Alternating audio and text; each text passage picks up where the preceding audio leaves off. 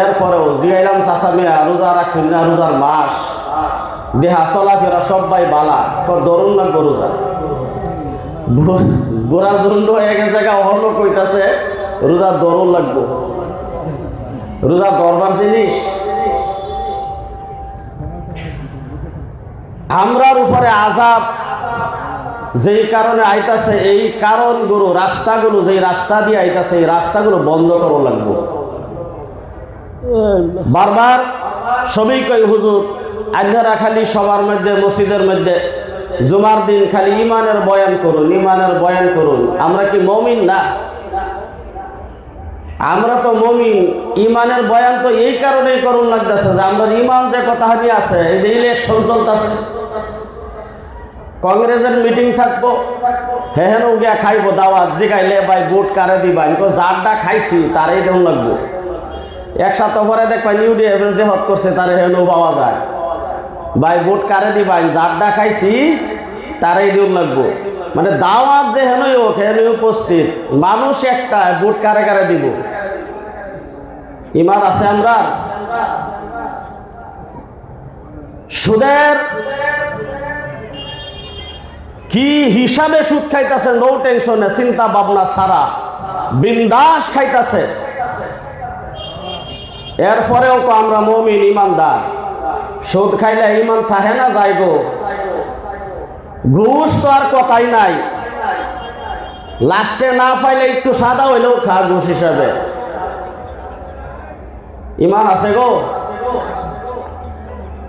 ইমান যদি থাকতো, ইমান কারে কয় এহেনি যদি আমরা বুঝতাম, তাহলে আমার মনে হয় মুসলমানের উপরে অপমানিত, লাঞ্ছিত, বঞ্চিত আযাব আইতো না। দোয়া বহুত জায়গার মধ্যে হইতাছে, কয় হুজুরের আনহারা তো দোয়া বদলাম হুজুর আর বেশি হয়। হুজুর খতম পড়াইলাম, আযাব গজব মুসিবতের সারা এলাকা জুইরা টেহা উড়াইয়া বড় করে দাওয়াত করলাম, সিন্নি করলাম, দোয়া করলাম, আযাব তো আর দূর হইল না।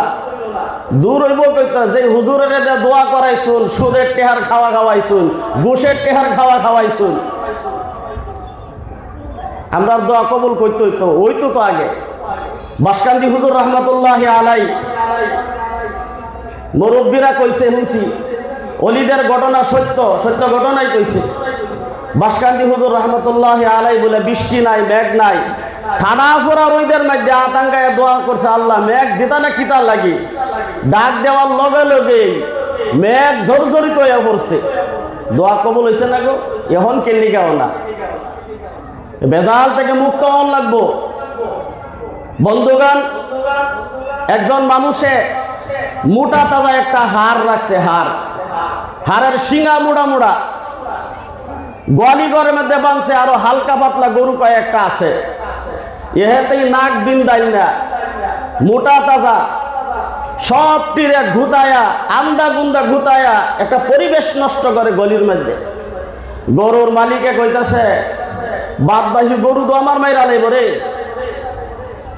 সেরারে কইছে মুড়া কাশি বানা, কাশি বানায়া মুড়া ফালার লগে বান ধরিয়া, বাদবাহী গরু বাঁচাইবার লাগিয়া যখন মুড়া রশি দেয়া কাশি দিয়া মুড়া ফালার লগে বাঁধছে, সারা রাত শান্তিতে বাহি গরু ঘুমাইছে। আল্লাহর কাছে যদি দোয়া করা যায় যে আল্লাহ আমরা তো মাজলুম, জালিমের অত্যাচারের মধ্যে লাঞ্ছিত বঞ্চিত হইতাছি, জাগা জাগা মুসলমান মার খাইতাছে, চোখের পানি ফালায়া ফালায়া কান্দা হয়, এরপরে দোয়া কবুল হয় না। তার কারণ কি? আমাদের ইমান যদি থাকতো, ইমান যদি পুখতা থাকতো, ইমান যদি মজবুত থাকতো, তাহলে আল্লাহ পাকের পক্ষ থেকে অর্ডার আইতো 3.5 হাত কাশি প্রত্যেক জালিমের লাগে আল্লাহ তাআলা বাড়াইতো। 3.5 হাত কাশি বুঝুন না? 3.5 হাত কবর। ফেরাউনের জায়গায় মুসা আলাইহিস সালামের পিছনে লাগছিল ফেরাউন, মরছে না? আল্লাহ মারছে না গো? আল্লাহ তাআলা একজন ইমানদার ব্যক্তির সম্মান বাঁচাইবার কারণে, একজন ইমানদার ব্যক্তির ইজ্জতকে রক্ষা করার কারণে, একজন জালিমের সম্মুখে একজন ইমানদার মাথা নত করবে, তার সম্মানকে রক্ষা করার কারণে আল্লাহ তাআলা জালিমের হায়াত যদি 20 বছর থাকে হায়াত দুনিয়ার জমিনে, আল্লাহ তাআলা ইমানদারের ইজ্জতের রক্ষার খাতিরে 20 বছর আগেই তারে দুনিয়া থেকে উঠায় নেয়। সুবহানাল্লাহ। এরকম ইতিহাস দুনিয়ার মধ্যে হইছে না গো? কোরআন সাক্ষী আছে না? হাদিস সাক্ষী আছে না? বর্তমান সময়ের মধ্যে আমরা যে আযাবের মাধ্যমে গ্রেফতার হয়ে রয়েছি, ইতিহাস যদি আমরা পড়ি, ইমানটাকে যদি মজবুত করি, আল্লাহ তাআলা যে উপহার দিছে এই উপহারের ভাগীদার সবাই হইব। বিসমিল্লাহির রহমানির রহিম। ইন্নাল্লাযীনা আমানু ওয়া আমিলুস সালিহাতি কানাত লাহুম জান্নাতুল ফিরদাউসি নুজুলা খালিদিনা ফিহা লা ইয়াবগুনা আনহা হিওয়ালা। আল্লাহ তাআলা বলেন, নিশ্চয় ঈমান যারা আনছে তারপরে নেক আমল করেছে, আমি আল্লাহ তাআলা ঈমানদারের ভিতরে যে দুইটা গুণ মুমিন আছে, এই মুমিনের দুইটা গুণ যদি মুমিনের ভিতরে যদি থাকে, আমি আল্লাহ তাআলা তাদের জন্য জান্নাতুল ফিরদাউস রিজার্ভ করেছি। সুবহানাল্লাহ। মুমিন হওয়ার পরে এক নাম্বার গুণ নেক আমল, তার ভিতরে ঈমান কিরম পুখতা থাকতে হইব বন্ধুগণ।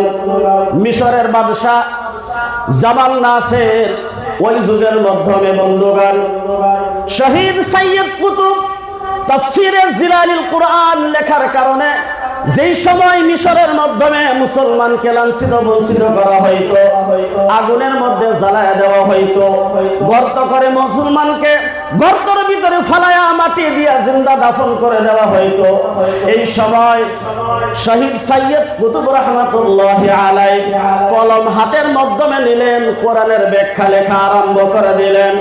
ওই কোরআনের ব্যাখ্যা জায়গা জায়গার মাধ্যমে বস্তি বস্তি গায়ে বয়ে যুবকদেরকে আহ্বান করে তাদেরকে কোরআনের ব্যাখ্যা বুঝাইলেন, কলিমার অর্থ তাদেরকে বুঝাইলেন।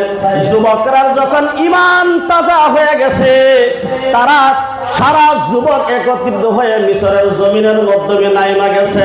নাইমা এক আওয়াজ দিচ্ছে, জিনাগার যে জিনা করছে তাকে হত্যা করতে হবে, যে চুরি করে তার হাত কাটতে হবে, জালিম যে মজলুমকে অপমানিত করে মুসলমানদেরকে শাস্তি দেয়, এর জালিম বাদশাকে মিশরের জমিনের মাধ্যমে ওয়ান ক্যামেরার মাধ্যমে হত্যা করে ফেলতে হবে।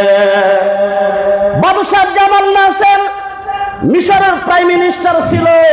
ওই সময় নিজের জানকে রক্ষা করার জন্য বাঁচাইবার কারণে শহীদ সাইয়্যিদ কুতুব রাহমাতুল্লাহি আলাইহিকে ধরে জেলখানার মাধ্যমে বন্ধ করে দিয়েছে। বন্ধুগণ দেখেন ঈমানের কত পাওয়ার, ঈমান কত দামি সম্পদ।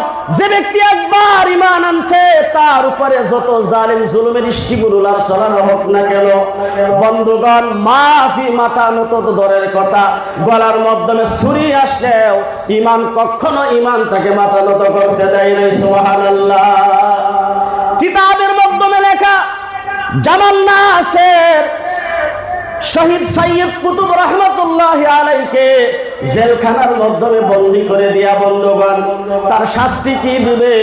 পাগলা কুকুরকে জেলখানার মাধ্যমে ছাইরা দিছে, যাতে করে পাগলা কুকুর যাতে শহীদ সাইয়্যিদ কুতুবকে কামড়ায়া তারে জেলখানার মাধ্যমে মেরে ফেলে। বন্ধুগণ আধা ঘন্টা সময় হয়ে গেছে।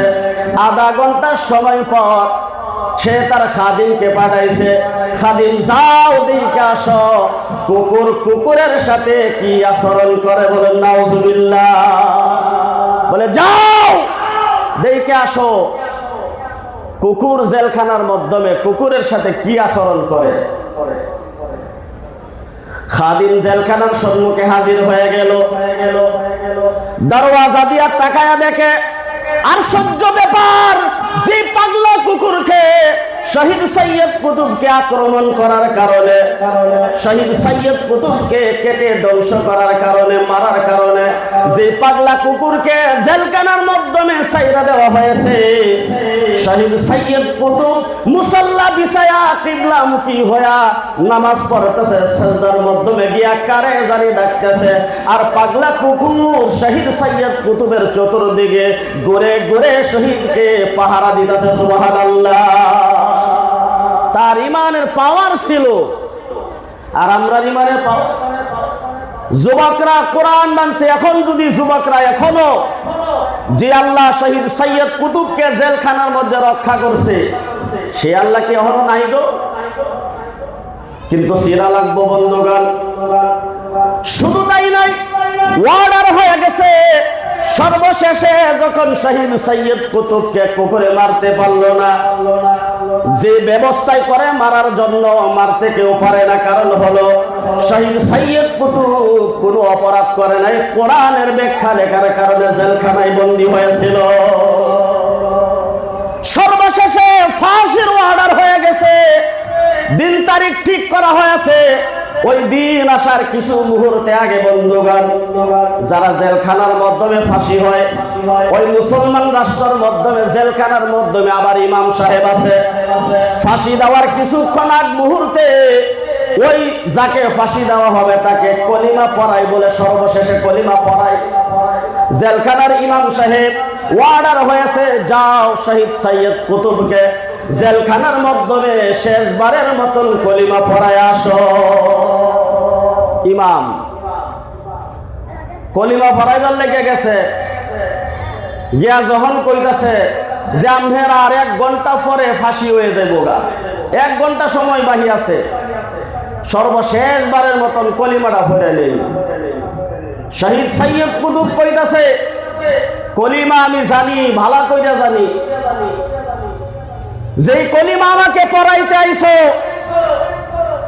যেই কলিমা আমাকে পড়াইতে আইছো, জেলখানার মাধ্যমে তোমাকে ইমাম রাখা হইছে, দামি মোটা বেতনে তোমারে রাখাইছে, যাদের ফাঁসি হয় তাদেরকে কলিমা পড়াইতে সরকারে তোমার বেতন দেয়, আর এই কলিমার ব্যাখ্যা লেখার কারণে আজকে সরকার আমাকে ফাঁসির মঞ্চে দাঁড়াই করাইতেছে।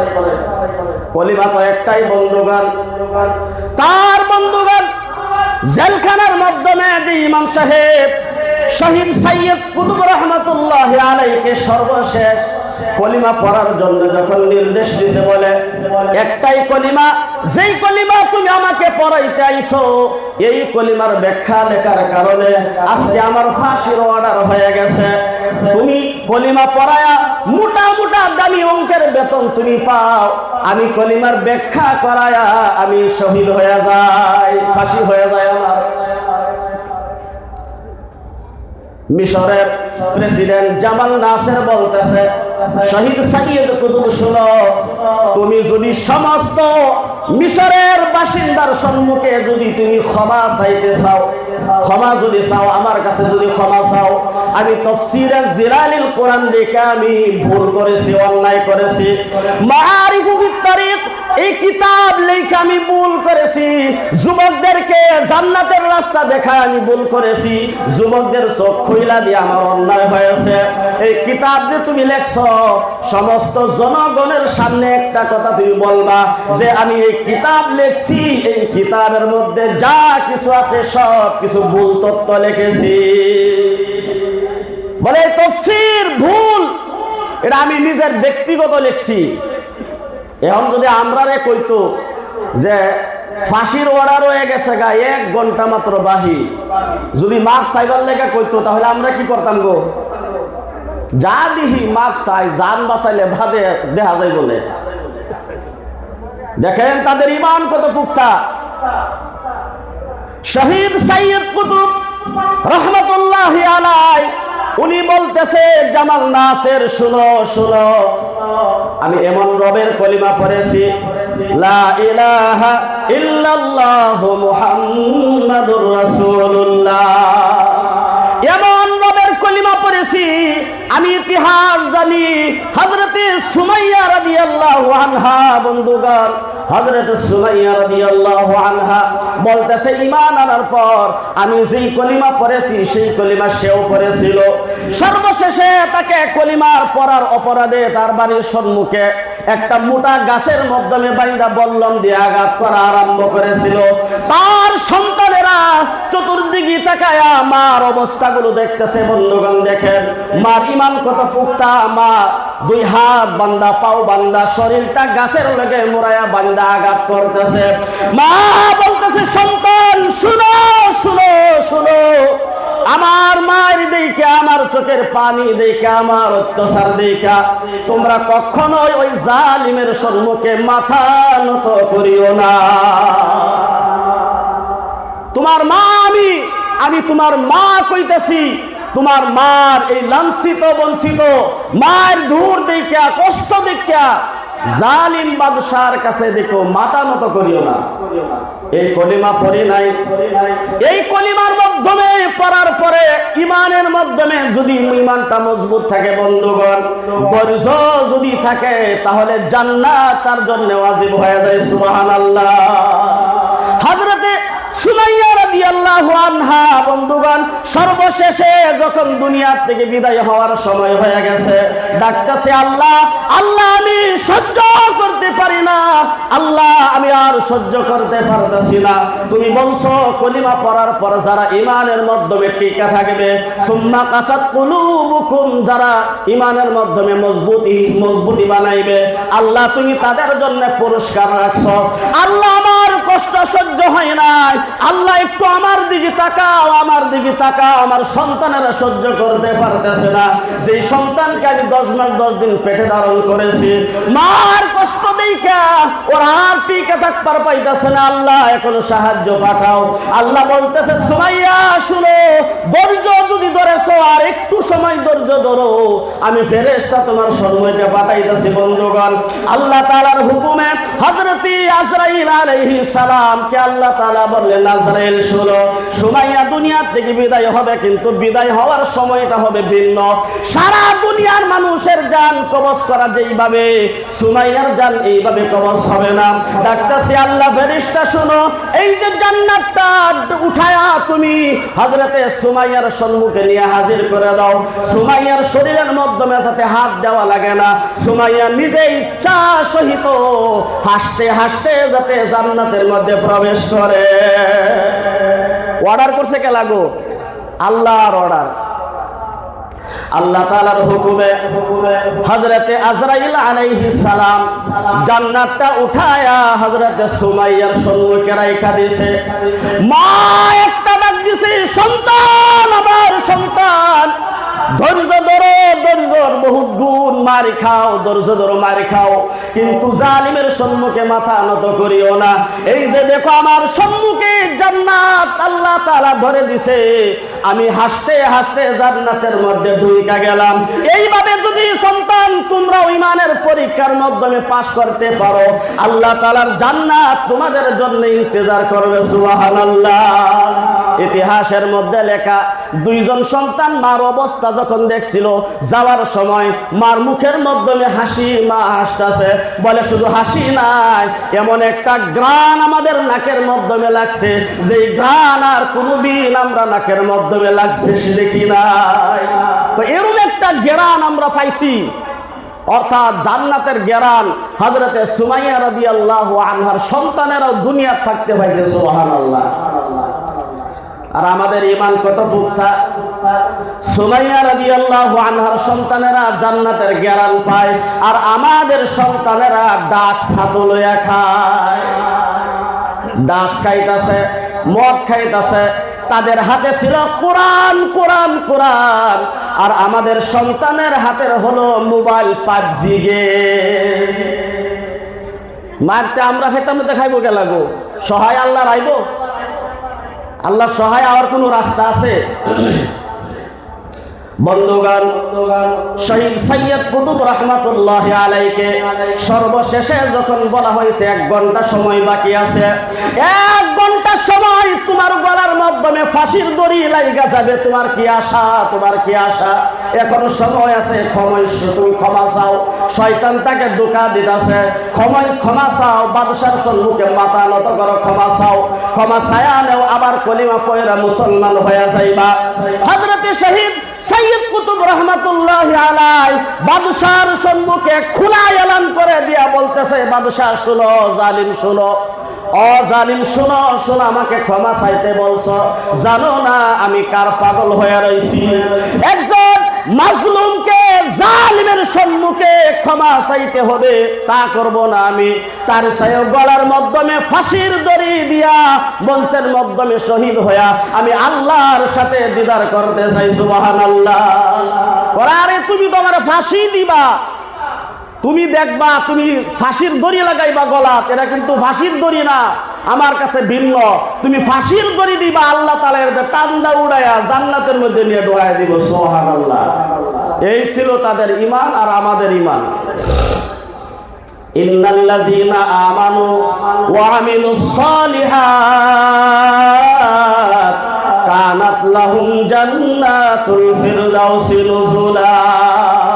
এমন ঈমান যদি আমরা আনতে পারি, শহীদ সাইয়্যিদ কুতুব রাহমাতুল্লাহি আলাইহির মতন ঈমানের শক্তি যদি আমরা বাড়াইতে পারি বন্ধুগণ, আমাদের জন্য আল্লাহ তাআলা জান্নাতুল ফিরদাউস রিজার্ভ করেছে। সুবহানাল্লাহ।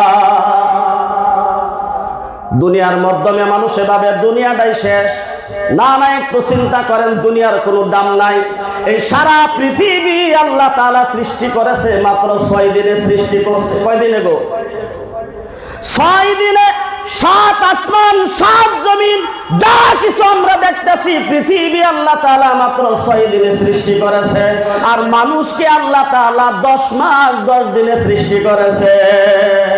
মার গর্ভের মাধ্যমে কয়দিন থাকছি আমরা গো? 10 মাস 10 দিন। একটু চিন্তা করেন। আল্লাহ বলে, বান্দা যদি তোমরা বুঝো, চেষ্টা করো বুঝার, কোরআনের মাধ্যমে আছে মানুষকে আমি আল্লাহ তাআলা 10 মাস 10 দিন দুনিয়ার মাধ্যমে পাঠাইছি। আমি দুনিয়াকে আল্লাহ তাআলা 6 দিন মাত্র সৃষ্টি করেছি। তার মানে হলো মানুষের দাম আছে, দুনিয়ার কোনো দাম নাই। কেমন দাম নাই? দিনের বেলা আমি আলোচনা রাখছিলাম বন্ধুগণ, মসজিদের মাধ্যমে, বহুত মসজিদের মাধ্যমে একটি কোরআনের আয়াত লেখা থাকে যে মুমিন কাকে বলে, মুমিন কাকে বলে, মুমিনের দাম কতটুক, মুমিনের দাম কতটুক। বন্ধুগণ, আলোচনার মাধ্যমে আমি একটা দৃষ্টান্ত দিয়েছিলাম। একজন বুজুর্গ মানুষ তার কিতাবের মাধ্যমে লেখছে, আল্লাহ তাআলা দুনিয়াকে 6 দিনে সৃষ্টি করেছে, মানুষকে 10 মাস 10 দিন মার গর্ভ থেকে দুনিয়ার মাধ্যমে পাঠাইছে। দুনিয়ার কোনো দাম নাই। হাদিসের মাধ্যমে আছে, দুনিয়ার যদি মাছির পাকা সমতুল্য দাম হইতো, যারা অপরাধী কাফের বেঈমান আল্লাহকে মানে না, বিশ্বাস করে না, ওদেরকে এক বিন্দু পরিমাণ পানি আল্লাহ তাআলা পান করার জন্য তাদেরকে দিত না। তার মানে হলো দুনিয়ার কোনো দাম নাই, মুমিনের বহুত দাম, মুসলমানের বহুত দাম। যারা সময় মতন নামাজ আদায় করে বন্ধুগণ, একজন নামাজি ব্যক্তির এত দাম আল্লাহর কাছে, এত দাম বন্ধুগণ। কিতাবের মাধ্যমে লেখা, সারা দুনিয়া যে আল্লাহ তাআলা সব কিছু সৃষ্টি করেছে 6 দিনে, এই দুনিয়ার মাধ্যমে কত কত জিনিস আছে বন্ধুগণ। হীরা মুক্তা সব কিছু আল্লাহ তাআলা মাটির নিচে রাখা দিয়েছে বন্ধুগণ। সব কিছু বন্ধুগণ দেখেন, গাঁও অঞ্চলে যদি 1 বিঘা জমি খরিদ করা যায়, কেনা যায় 10 থেকে 15 লাখ টাকা লাগে। একটু শহরের মধ্যে যান 2 থেকে 2.5 কোটি টাকা লাগে। আর একটু আগায়া যাইবার আরো বেশি বেশি দাম। মাটি তো 1 বিঘা, গাঁয়ের মাটিও 1 বিঘা, ওই শহরের মাটিও 1 বিঘা, কিন্তু দাম ভিন্ন ভিন্ন না গো। কিন্তু হিসাব লাগান, আল্লাহ তাআলা যে দুনিয়াকে সৃষ্টি করেছে, সারা দুনিয়াকে যদি হিসাব করা যায়, সারা দুনিয়া যদি একজনের কাছে বিক্রি করা যায়, তাহলে বন্ধুগণ কত দাম হইবে? ক্যালকুলেটর আছে গো হিসাব করার? সারা দুনিয়া যদি একজনের কাছে বিক্রি করা যায় বন্ধুগণ, কিসের মাধ্যমে হিসাব করব? হিসাব করার তো মেশিন এখন পর্যন্ত আবিষ্কার কোনো বিজ্ঞানে করতে পারে না। কিয়ামত পর্যন্ত এই মেশিন আর আবিষ্কার করতে পারবে না। আমার বন্ধুগণ দেখেন, এই দুনিয়াটা বুজুর্গ কিতাবের মাধ্যমে লেখছে, যদি দুনিয়াটা 70,000 বার বেচা যায় তাহলে দাম আর কত হইব? একবারের হিসাব করাই মুশকিল। বুজুর্গ দৃষ্টান্ত দিয়েছে, দুনিয়াটা 70,000 বার বিক্রি করলে যে দাম হবে গো, একজন মুমিন মুসলমান সময় মতন যারা নামাজ আদায় করে, এই মুমিন মুসলমানের দাম আল্লাহর কাছে এর চেয়েও আরো 70,000 গুণ বেশি হয়ে যায়। সুবহানাল্লাহ। সুবাহি মক্তবের মাধ্যমে একটি হাদিস পড়ানো হয় বন্ধুগণ। قال النبي صلى الله عليه وسلم ركعت الفجر خير من الدنيا وما فيها। ফজরের সুন্নত নামাজ কয় রাকাত গো? ফজরের 2 রাকাত সুন্নত। দাম কতালি যদি জানতাম তাহলে মানুষে আজান দেওয়ার সাথে সাথে আগায়া আগায়া মসজিদের মাধ্যমে আইসা আগের কাতারে দাঁড়াইতো। এই যে মসজিদে যে আগের কাতারটা, এটার মূল্য কত, দাম কত, সব যদি মানুষে জানতো তাহলে লটারি দেওয়া লাগতো যে আগের কাতারও মানুষে নামাজ পড়বার লাগে পাগলা হয়ে যেত গা। قال النبي صلى الله عليه وسلم ركعت الفجر خير من الدنيا وما فيها। আল্লাহর নবী সাল্লাল্লাহু আলাইহি ওয়াসাল্লাম বলেন, যে মানুষটা ঘুম থেকে উঠে ওযু করে মসজিদের মাধ্যমে আয়েশা 2 রাকাত নামাজ সুন্নাত নামাজ আদায় করলো, সুন্নতে মুআক্কাদা ফজরের 2 রাকাত সুন্নাত নামাজ পড়ার সাথে সাথে আল্লাহ তাআলা ওই মানুষটার দাম দুনিয়া 70,000 বার বিক্রি করলেও তার সমতুল্য দাম হবে না। এত বেশি দাম আল্লাহর কাছে ওই মানুষটার হয়ে যায়। সুবহানাল্লাহ। জানার পরেও রোজার মাসে কব্বর বয়া বিড়িটারা কিরম বুঝুন, সব জানে মানুষে। এই যে ঘুষের টেহা সুদের টেহা খাইলে কি হলো মানুষ, এই ওয়াজ শুনবার বাত আছে গো। এই ওয়াজ সবেই জানে যে সুদের এক টেহা সুদের জান্না কেউ যদি খাইছে যে এটা সুদ অপরাধ, এটা যদি জানছে যে এটা অপরাধ, জানার পরেও যখন খাইছে, নিজের আপন মায়ের লগে 70 বার জিনা করার গুনাহ 24 ঘন্টা তার আমল নামায় হয়। হিদায়াত শরীফের হাসিয়ার মধ্যে লেখা 70 বার নিজের আপন মায়ের সাথে জিনা করার গুনাহ যে কামাই করতেছে, এটা মানুষের জানবার বাহি আছে গো। এরপরেও খাইতেছে না গো। কিছুদিন গরিব মানুষ মাটি বন্ধক দিয়ে টেহা লাগাইছি, কিছুদিন টেহা ও বাদে ইনশাল্লাহ তওবা করে বাদ দেন। এটা ধান্দাবাজি আল্লাহ বালা বুঝে আপনার দিলের খবর। বুখারী শরীফের সর্বপ্রথম হাদিস আল্লাহর নবী সাল্লাল্লাহু আলাইহি ওয়াসাল্লাম বলেছেন, ইন্নামাল আ'মালু বিন্নিয়াত। সব কিছুর নিয়তের মাধ্যমে আপনার নিয়ত কি? আপনি জানেন যে সুদ খাওয়া বহুত বড় অপরাধ, এরপরেও বলেন যে কিছুদিন খাই, যখন টাকা হয়ে যাইব, বেশি ধন সম্পদ হয়ে যাইব, চলার রাস্তা হয়ে যাইব, তখন তওবা করে বাদ দিব। আল্লাহর নবী সাল্লাল্লাহু আলাইহি ওয়াসাল্লাম বলেন, যে মানুষটা জানার পরেও অপরাধ করেছে, জানার পরেও অপরাধ করেছে, এটা তো ডবল অপরাধ হয়েছে। এমন একটা সময় তার কারণে আইসা যায়, এই সময়ের মাধ্যমে তওবা করলেও বান্দার তওবা আল্লাহ তাআলা কবুল করে না। জানছে যে জানার পরে অপরাধ করছে। ইন্নাল্লাযীনা আমানু ওয়া আমিলুস সালিহাতি কানাত লাহুম জান্নাতুল ফিরদাউসি নুজুলা। সর্বশেষ বন্ধুগণ, সর্বশেষে যে কথাটা, এটা হলো একটা মাদ্রাসা অনুষ্ঠান বন্ধুগণ, নতুন করে ওপেনিং হইতেছে যে জায়গার মাধ্যমে আল্লাহ নবী সাল্লাল্লাহু আলাইহি ওয়াসাল্লাম বলেন, আল্লাহ তাআলা দুনিয়ার মাধ্যমে সব কিছু জোড়া জোড়া জোড়া জোড়া বানায়া পাঠাইছে। যেই জায়গার মাধ্যমে আল্লাহর নাম আছে, ওই জায়গার মাধ্যমে আমি নবী মুহাম্মদুর রাসূলুল্লাহ সাল্লাল্লাহু আলাইহি ওয়াসাল্লামের নাম রাখছে। কলিমা যখন দিয়েছে, ঈমান আনো আল্লাহর উপরে, আল্লাহ তাআলা আমাকেও খালি রাখেন বলেছে লা ইলাহা ইল্লাল্লাহ। এইখানে যদি কেউ পড়ে মুসলমান হবে না কমপ্লিট, যতক্ষণ পর্যন্ত বিশ্ব নবী মুহাম্মদুর রাসূলুল্লাহ সাল্লাল্লাহু আলাইহি ওয়াসাল্লামের নাম কলিমার মাধ্যমে না আসবে। 5 ওয়াক্ত নামাজ যখন আজান দেওয়া হয়, আজানের মাধ্যমে যদি নবীর নাম না নেওয়া হয়, আজান মুকাম্মল হবে না। আল্লাহ তাআলা সব কিছু মিলায়া মিলায়া দুনিয়ার মাধ্যমে পাঠাইছে। ইভেন কি আল্লাহ তাআলা বলেছে, আল মসজিদু বাইতুল্লাহ আল মাদ্রাসাতু বাইতি। আল্লাহ বলেন, হাবিব রে, আমি আল্লাহ মসজিদ আমার ঘর বানাইলাম, দুনিয়ার জমিনের মাধ্যমে আপনাকে খালি রাখি নাই। আমি আল্লাহ তাআলা দুনিয়ার জমিনের মাধ্যমে মাদ্রাসাকে আপনার ঘর বানায় দিয়েছি। সুবহানাল্লাহ। যেই জায়গার মাধ্যমে মসজিদ আছে, মাদ্রাসা আছে, ওই জায়গার মাধ্যমে 100% আল্লাহ তাআলার রহমত আছে। সুবহানাল্লাহ।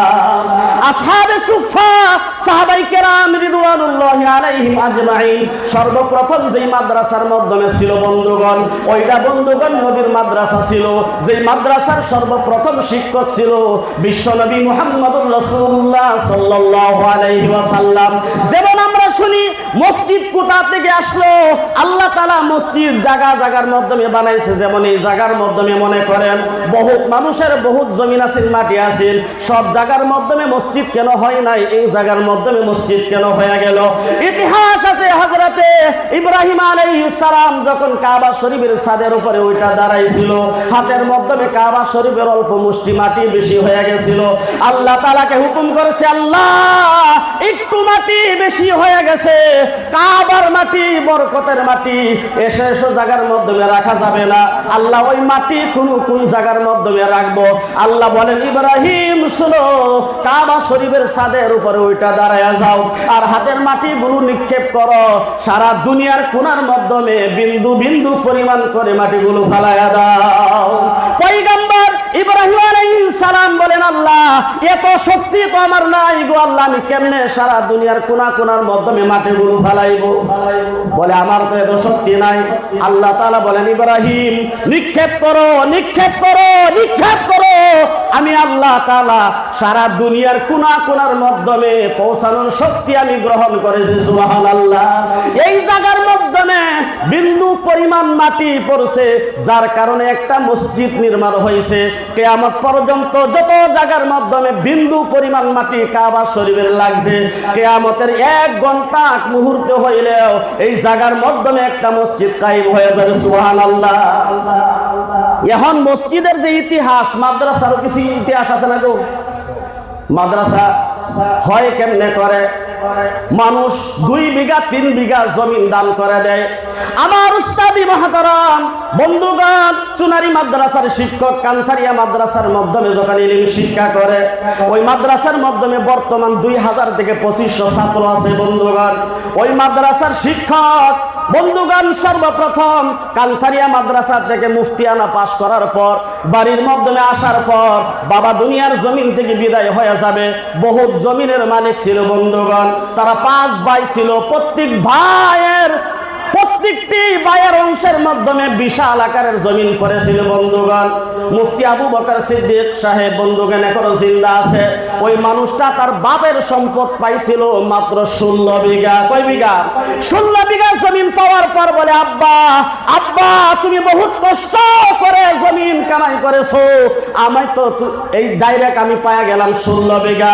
1 বিঘা জমিনও আমার খরিদ করা লাগলো না, মেহনত করা লাগলো না। আব্বা এই জমিনের মাধ্যমে ফসল করব, আমি দুনিয়ার মাধ্যমে যতদিন জিন্দা থাকি আমি ভালোভাবে চলবো। তুমি কবরের মাধ্যমে কি পাইবা আব্বা? আমাকে যে 16 বিঘা জমিন তুমি দান করেছো, এই জমিন থেকে আমি 14 বিঘা মাটি মাদ্রাসার নামে দান করে দিলাম। সুবহানাল্লাহ। 14 বিঘা মাটি দান করে দিছে। যে বাপে কামাইছে, এই বাপের এত কিছু পাওয়া লাগবো না গো। এখন আমাদের মধ্যে কি, বাপ যদি মইরা যাহারে কাকুন বাইরে কি ঠকান যা, কারে বেশি ঠকান যায়, এই দান্দা আমরা লয়ে করি খেলা দেখ কল, এটার কিবা ঠকান যায়। বন্ধুগণ, মাদ্রাসা আসহাবে সুফা রাদিয়াল্লাহু আনহা, সাহাবায়ে কেরাম সর্বপ্রথম যেই মাদ্রাসার মাধ্যমে পড়তো, কোরআন শোনাইতো বন্ধুগণ, ওই মাদ্রাসার মাধ্যমে যারা সাহাবা থাকতো, যাদেরকে উচ্ছেদ করা হয়েছিল, ঘরবাড়ি ভাঙ্গা যাদেরকে তাড়ায়া দেওয়া হইতো, তারার কিছুই নাই দুনিয়ার জমিনের মাধ্যমে, কিচ্ছু নাই। ঈমান আনার খাতিরে ঘর বাড়ি সব কিছু ভেঙে তাদেরকে তাড়ায় দেওয়া হইতো। ওই সব সাহাবা আসহাবে সুফার মাধ্যমে থাকতো বন্ধুগণ। এমন সময় যাইতো 3 দিন 4 দিন পার হয়ে যাইতো, সাহাবায়ে কেরামের পেটের মাধ্যমে দানা যাইতো না, পানি পর্যন্ত পান করার তার ছিল না। এমন সময় যাইতো 4 দিন 5 দিনের ক্ষুধার্ত হয়ে যখন মাদ্রাসার মাধ্যমে থাকতো, আল্লাহর নবী সাল্লাল্লাহু আলাইহি ওয়াসাল্লাম যখন হুজরা থেকে বের হয়ে বন্ধুগণ যাইতো, ওই মাদ্রাসার দরজার সম্মুখ দিয়া যখন যাইতো, সাহাবায়ে কেরাম বিশ্ব নবী মুহাম্মদুর রাসূলুল্লাহ সাল্লাল্লাহু আলাইহি ওয়াসাল্লামের সুন্দর নুরানি চেহারার দিকে তাকায়া থাকতো। 4 দিন 5 দিনের ক্ষুধা তাদের নিবারণ হয়ে যাইতো। সুবহানাল্লাহ। ওই মাদ্রাসা কিয়ামত পর্যন্ত যত জায়গার মাধ্যমে মাদ্রাসা হবে বন্ধুগণ, ওই মাদ্রাসার কানেকশন থাকবে আসহাবে সুফা মাদ্রাসার সঙ্গে। তার মানে হলো মাদ্রাসার মাধ্যমে যারা পড়াইবে বন্ধুগণ শিক্ষক, বন্ধুগণ যারা শিক্ষক, আল উলামা ওয়ারাসাতুল আম্বিয়া, সমস্ত শিক্ষকগণ হইল নবীর ওয়ারিসদার। আর মাদ্রাসার মাধ্যমে যারা লেখাপড়া করে বন্ধুগণ তারা সবাই হলো সাহাবায়ে কেরামের মতন নবীজির মেহমান। সুবহানাল্লাহ। এই কারণেই যত জায়গার মধ্যে প্রতিষ্ঠান আছে, মাদ্রাসা আছে, মসজিদ আছে, ওই জায়গার মাধ্যমে বরকত আল্লাহ তাআলার পক্ষ থেকে বৃষ্টির মতন নাজিল হয়। সুবহানাল্লাহ। এখন তো আমরা এই বরকত থেকে বহুত দূরাফি যাই। দিনে যদি ঠাড়া মারে তাহলে আর তুই পাই না, আজকে মসজিদও জান যেত না। অল্প ঠান্ডা বহুত বেশি লাগিয়া গেছে, ঠান্ডা পানি দিয়ে ওযু করবাম, কালকা যদি জ্বর উঠতে পড়ে দেখবেন তৈমুম করে নামাজ পড়তেছে। একজন অন্ধ মানুষ আল্লাহর নবী সাল্লাল্লাহু আলাইহি ওয়াসাল্লামের কাছে আয়েশা নালিশ করেছে, ইয়া রাসূলুল্লাহ, ইয়া হাবিবাল্লাহ, আমি অন্ধ, দুইটা চোখে আমি দেখতে পারি না। আল্লাহর নবী গো, মসজিদের মাধ্যমে যখন আযান হয়, আমি অন্ধ মানুষ, অন্ধকারের মাধ্যমে কিভাবে আসবো মসজিদের মধ্যে? আমি যদি বাড়ির নামাজ আদায় করি তাহলে নামাজ হবে কি? সর্বপ্রথম আল্লাহর নবী তাকে পারমিশন দিয়ে দিয়েছিলেন। যাওয়ার সময় লাগতেছে, ও সাহাবা শুনো, তুমি তোমার কান তো বন্ধ না? বলে না, কাল আলহামদুলিল্লাহ খোলা আছে। আমি আওয়াজ শুনি, কানে আওয়াজ শোনা যায়। মসজিদে আজান দিলে আজানের শব্দ আমার কানের মাধ্যমে শোনা যায়। আল্লাহর নবী বলেন, ও অন্ধ সাহাবা শুনো, মসজিদের আজান যদি তোমার কানের মাধ্যমে শোনা যায় আজান শুনবা, আর মসজিদে আইসা নামাজ আদায় করবা। একজন অন্ধ মানুষকেও রেহাই দেওয়া হয় না। বলে যদি অসুবিধা হয় বাড়ি থেকে মসজিদ পর্যন্ত লম্বা একটা রশি টানাও, এই রশি ধইরা ধইরা মসজিদের মধ্যে আয়া নামাজ পড়বা, তুমি বাড়িতে পড়ো না। হাদিসের মধ্যে আছে আল্লাহর নবী কই, ওই বাড়ি ঘর জ্বলায় আমি সরকার করে দিতাম যদি শুধু শুধু ফোলাফান বউ যদি না থাকতো। যেই গড়টার মহব্বতে আজান শুনে মসজিদে নামাজ পড়বার লাগায় না, এই মহব্বতের গড়টায় আমি নবী জ্বলায়া বর্ষণ করে দিতাম। তাহলে নামাজের কথা আমি গুরুত্ব দেওয়া হয়েছে তো। যাই হোক, আল্লাহ তাআলা এই মাদ্রাসাকে দোয়া করি কিয়ামত পর্যন্ত আল্লাহ তাআলা কায়েম রাখুক, আমরা বলি আমিন। এই মাদ্রাসাকে আল্লাহ তাআলা আমাদের সকলের জন্য, এই এলাকাবাসীর জন্য মাদ্রাসাকে আল্লাহ তাআলা যাতে সদকায়ে জারিয়া হিসেবে কবুল করুক, আমরা বলি আমিন। বন্ধুগণ, মাদ্রাসার মাধ্যমে যে মানুষটা মাটি দিয়েছে ওই মানুষটা নিজেও হাফিজে কোরআন। বন্ধুগণ, হাফিজ আবু শরীফ সাহেব, তার অন্তরের মাধ্যমে আল্লাহ তাআলা কত বড় নিয়ামত দিয়েছে দেখেন। মানুষ তো 25 বিঘা 100 বিঘা জমিন থাকার পরেও 1 কাঠা 2 কাঠা মাটি মাদ্রাসা মসজিদের নামে দিতে চায় না। কিন্তু একজন মানুষ দেখেন আল্লাহ তাআলা তাকে পছন্দ করেছে নবীর ভালোবাসায়, বন্ধুগণ সাহাবায়ে কেরামের ভালোবাসায়।